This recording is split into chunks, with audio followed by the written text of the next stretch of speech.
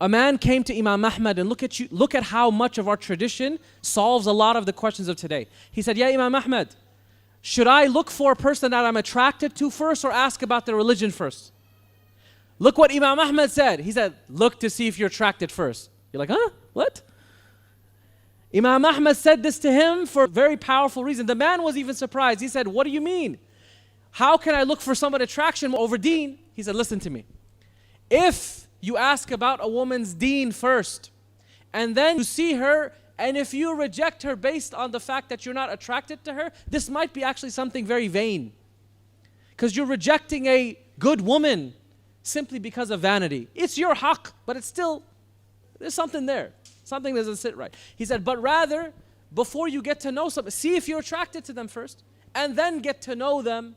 And if then the deen works out, alhamdulillah, khair wa barakah. And if it doesn't work out, then you're actually doing something good. If someone's religion is not up to par to you, what you're looking for, then this is actually praiseworthy. You're giving up dunya for the sake of deen."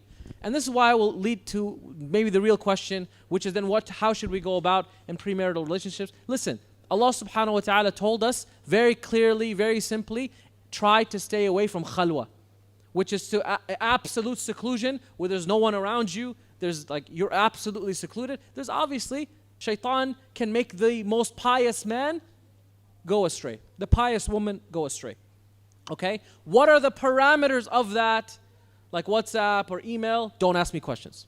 The reason for that is because Islam did not give us the fatwa on the minutiae, but gave us generalities and said to you, have dignity and honor. Be a man and woman with dignity.